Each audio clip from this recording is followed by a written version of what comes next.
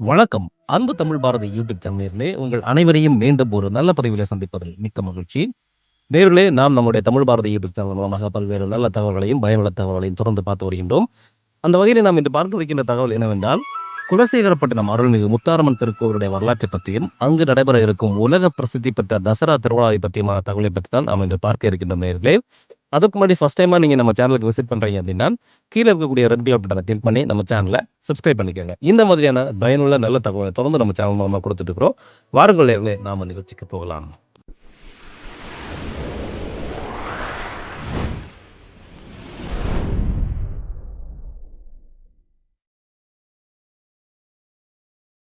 சக்தி இல்லையேல் சிவன் இல்லை என்பது ஆன்றோர் வாக்கு. இந்த உலகின் ஆதார சக்தியாக திகழ்பவள் அன்னை பராசக்தி.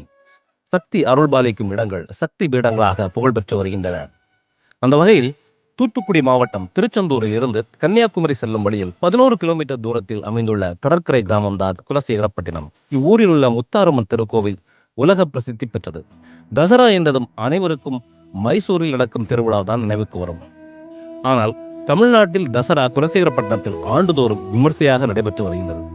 அப்பொழுது மகிஷாசுரனை முத்தாரம்மன் சம்ஹாரம் செய்யும் நிகழ்ச்சி பிரம்மாண்டமாக நடைபெறும். பொதுவாக பூமியிலிருந்து தானாக சுயம்புலிங்கம் தோன்றி கோயில்களில் அருள் பாலிப்பதை கேள்விப்பட்டிருக்கின்றோம். குலசேகரப்பட்டினம் திருத்தலத்தில் அன்னை முத்தாரம்மன் சுயம்புவாக தோன்றியிருப்பது அதிசயங்களில் ஒன்று. அதனால் இங்கு அம்மன் சக்தி வாய்ந்தவளாக காட்சியளிக்கின்றாள். தன்னை வழிபடும் பக்தர்களுக்கு முத்தான வாழ்வை அருள்கிறாள் முத்தாரம்மன். அருகே ஒரே பீடத்தில் சுவாமி ஞானமுத்தீஸ்வரர் வீற்றிருப்பது இந்த ஆலயத்தின் முக்கிய சிறப்பாகும். இதுபோல அம்மனும் சிவனும் ஒரு சேர வீற்றிருந்து பக்தர்களுக்கு அருளாசி புரிவது இத்தலத்தில் மட்டுமே என்பது குறிப்பிடத்தக்கது. சிவாலயங்களில் லிங்க வழிபாடுதான் நடைபெறும். ஆனால் இத்திருத்தலத்தில் பரமேஸ்வரன் ஞானமூர்த்தீஸ்வரராக மனித வடிவில் உள்ளார். அவருடைய திருக்கோலம் வியப்புடன் மீசையுடன் உள்ளது. விருப்பு வெறுப்பின்றி இந்த உலகை ஆட்சி செய்யும் வகையில் அவர் தனது வலது கையில் செங்கோலை தாங்கியுள்ளார். இடது கையில் திருநீற்று கொப்பரை வைத்துள்ளார். பாண்டிய நாடு முத்துடைத்து என்பார்கள். பாண்டிய மன்னர்கள் முத்துக்களை ஆழமாக தொடுத்து அன்னைக்கு சூட்டி புகழ்ந்தனர். எனவே அம்பிகை முத்தாரம்மன் என அழைக்கப்படுகின்றாள். அம்மை போட்டவர்களுக்கு முத்து போட்டதாக கூறுவார்கள். முத்து கண்டவர்கள் இங்கு வந்து அம்பாள் பீடத்தை சுற்றி நீர்கட்டச் செய்வார். இதன் மூலம் அம்மை நோய் முத்து நோய் குணமாகும். முத்துக்களை ஆற்றி குணப்படுத்தியதால் அன்னைக்கு முத்தாரம்மன் என்ற திருப்பெயரும் வழங்கப்பட்டது.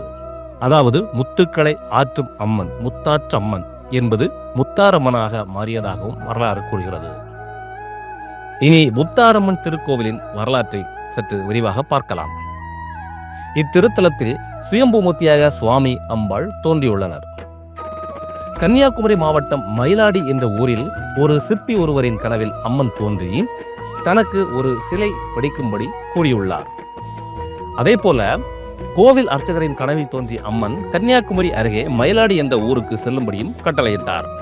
அந்த சிற்பியின் கனவில் தோன்றிய அம்மன் தனது உருவம் மற்றும் ஞான மூர்த்தீஸ்வரர் திருமேனியுடன் சிற்பிக்கு காட்சி அளித்து அங்குள்ள ஆண் பெண் பாறையில் ஒரே கல்லில் ஒரே பீடத்தில் தங்கள் திருவுருவ சிலையை வடித்துக் கொடுக்கும்படியும் உத்தரவிட்டுள்ளார். பின்னர் அந்த சிலையை தாங்கள் சுயம்புவாக எழுந்தருளி இருக்கும் இடத்தில் வைக்க உத்தரவிட்டார். சிற்பி மெய்சிலிர்த்து போனார். உடனே அவர் அம்மன் கனவில் கூறியவாறு அம்பாள் மற்றும் சுவாமியின் திருமேனியை வடித்தார். இறையுருள் ஆட்விக்க குலசை அர்ச்சகர் மயிலாடி சென்றார். சிற்பி ஏற்கனவே ஞானமூர்த்தீஸ்வரர் முத்தாரம்மன் சிலையை செய்து வைத்திருந்தார். இதை அர்ச்சகர் பக்தி பரவசத்துடன் பெற்றுக்கொண்டு குலசேகரப்பட்டினம் திரும்பினார். அன்னையின் விருப்பப்படியே அந்த சிலை சுயம்புவாக அம்மன் எழுந்தருளி உள்ள இடத்தில் பிரதிஷ்டை செய்யப்பட்டது. இனி இந்த கோவிலில் நடைபெறும் உலக பிரசித்தி பெற்ற தசரா திருவிழாவை பற்றி பார்க்கலாம். இங்கு தசரா திருவிழா தோன்றியதற்கான ஒரு புராண கதை ஒன்று உள்ளது. அதை நாம் பார்க்கலாம். முன்னொரு காலத்தில் வரமுனி என்ற ஒரு முனிவன் அகத்திய மாமுனிவரை அவமரியாதை செய்திருக்கின்றார். கோபமுற்ற அகத்திய முனிவர் வரமுனிக்கு எருமை தலையும் மனித உடலும் பெற்று அலையும்படி சாபமிட்டார். சாப விமோச்சனமாக இறைவியின் கையால் அவனது உடல் அழிந்து சாப விமோச்சனம் கிடைக்கும் என்றார்.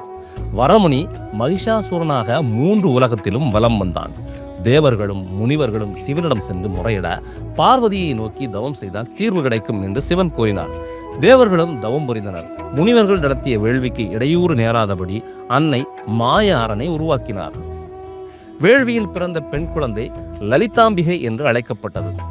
9 நாட்களில் இந்த குழந்தை முழுமையான வளர்ச்சியடைந்து 10 நாள் பராசக்தி லலிதாம்பிகை என்ற பெயரில் மகிஷாசுரனை வதம் செய்ய புறப்பட்டாள். மகிஷாசுரனை அழித்த 10ஆம் நாள் தசரா பெரும் திருவிழாவாக இங்கு கொண்டாடப்படுகின்றது. அன்னை பராசக்தி வேள்வியில் வளர்ந்த 9 நாட்களும் நவராத்திரி திருவிழாவாகும். முதல் 3 நாட்கள் மலைமகளாகவும், அடுத்து வரும் 3 நாட்கள் அலைமகளாகவும், இறுதியில் வரும் 3 நாட்கள் கலைமகளாகவும் அன்னை காட்சியளிக்கின்றாள். மகிஷாசுரனை வதைத்ததால் அன்னை மகிஷாசுர மர்தினி என்றும் பக்தர்களால் அழைக்கப்படுகின்றாள். இந்த ஆலயத்தில் நடைபெறும் இந்த உலக புகழ்பெற்ற தசரா திருவிழா புரட்டாசி மாதம் வரும் அமாவாசைக்கு மறுநாள் கொடியேற்றத்துடன் தசரா தொடங்குகிறது. கொடியேற்ற தினத்திற்கு முந்தைய இரவில் சுவாமி, அம்மன் மற்றும் பரிவார தேவதைகளுக்கு காப்பு கட்டப்படும். முதல் நாள் துர்க்கை கோலத்தில் அம்மன் காட்சி தருவாள். 2ஆம் நாள் விஸ்வகர்மேஸ்வரர் கோலத்திலும், 3ஆம் நாள் பார்வதி கோலத்திலும், 4ஆம் நாள் பால சுப்பிரமணிய கோலத்திலும், 5ஆம் நாள் நவநீத கிருஷ்ணர் கோலத்திலும், 6ஆம் நாள் மகிஷாசுர மர்தினியாகவும், 7ஆம் நாள் ஆனந்த நடராஜராகவும், 8ஆம் நாள் அலைமகள் கோலத்திலும், 9ஆம் நாள் கலைமகள் கோலத்திலும் வீதி உலா வருவார். 10வது நாள் மகிஷாசுர மர்தினி கோலம் கொண்டு கடற்கரையில் அமைந்திருக்கும் சிதம்பரேஸ்வரர் கோவில் வளாகத்தை நோக்கி அம்மன் புறப்பாடு நடைபெறும். அங்கு மகிஷாசுர வதம் நடைபெறும். முதலில் மகிஷனின் தலை, அடுத்தது சிம்மத்தலை, பின்னர் மகிஷாசுரனின் தலையினை கொய்து வெற்றி கொடி நாட்டுவாள். இந்த காட்சி பக்தர்களை மெய்சிலிர்க்க வைக்கும். இதையடுத்து சிதம்பரேஸ்வரர் கோவிலை அன்னை வந்தடைவாள். அங்கு அன்னைக்கு அபிஷேக ஆராதனைகள் நடைபெறும். மறுநாள் காலை பூஞ்சப்பரத்தில் வீதி உலா வந்து பின்னர் கொடி இறக்கப்படும். தொடர்ந்து சுவாமி, அம்மன் மற்றும் பரிவார மூர்த்திகளின் காப்புகள் களையப்படும். இதேபோல் காப்பு கட்டிய பக்தர்கள் அனைவரும் தங்கள் காப்புகளை களைந்து விடுவார்கள். 12ஆம் நாள் பகலில் முத்தாரம்மனை குளிர்விப்பதற்காக குடம் குடமாக பாலாபிஷேகம் நடத்தப்படும். அத்துடன் தசரா விழா இனிதே நிறைவடையும். இந்த ஆலயத்தின் ஸ்தல மரம் வேம்பு மரம் ஆகும். தசரா விழாவின் போது ஆயிரக்கணக்கான பக்தர்கள் விதவிதமான வேடங்களை அணிந்து வீடுதோறும் சென்று தர்மம் எடுப்பதை இன்றும் பார்க்கலாம். அவர்களுக்கு மக்கள் மன மகிழ்ச்சியுடன் அரிசி, பணம் காணிக்கையாக வழங்குவார்கள். இதற்கு காரண காரியம் உண்டு. முற்காலத்தில் குலசேகரப்பட்டினம் முத்தாரம்மன் மாறுவேடத்தில் சென்று மக்களிடம் தர்மம் எடுத்ததாக ஐதீகம்.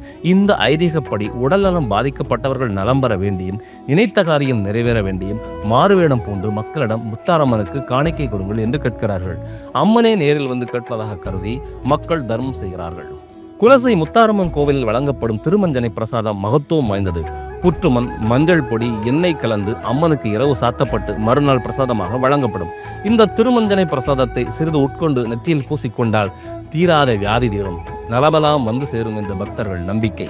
காளி வேடம் போடுபவர்கள் தசராவின் போது 48 நாட்கள் கடும் விரதம் இருப்பார்கள். அந்நாட்களில் ஒருவேளை மட்டுமே சைவ உணவு சாப்பிடுவார்கள். அவரவர் ஊரின் கோவில்களில் தங்கி தானே சமைத்து காலை மாலை 2 வேளையும் குளித்து விரதம் மேற்கொள்வார்கள். கொடியேற்றத்திற்கு பின் இவர்கள் ஊர் ஊராக சென்று அம்மனுக்காக காணிக்கை வேண்டி வருவார்கள். நேயர்களே, குலசேகரப்பட்டினம் அருள்மிகு முத்தாரம்மன் திருக்கோயிலின் ஸ்தல வரலாறை பற்றியும் அங்கு நடைபெறும் தசரா திருவிழாவை பற்றியும் இந்த வீடியோவிலே நாம் தெளிவாக பார்த்துக்கிட்டோம். இந்த வீடியோ உங்களுக்கு பிடிச்சிருந்தா நீங்கள் லைக் பண்ணுங்க, ஷேர் பண்ணுங்க, மறக்காம நம்ம சேனலை சப்ஸ்கிரைப் பண்ணுங்க. இதே போல பயனுள்ள நல்ல தகவலை தொடர்ந்து நம்ம சேனலில் கொடுத்துட்டு இருக்கிறோம். ஸோ நீங்கள் சப்ஸ்கிரைப் பண்ணி நம்ம சேனலுக்கு சப்போர்ட் பண்ணுங்க. மீண்டும் ஒரு நல்ல பதிவிலே உங்களை சந்திக்கின்றோம். நன்றி, வணக்கம்.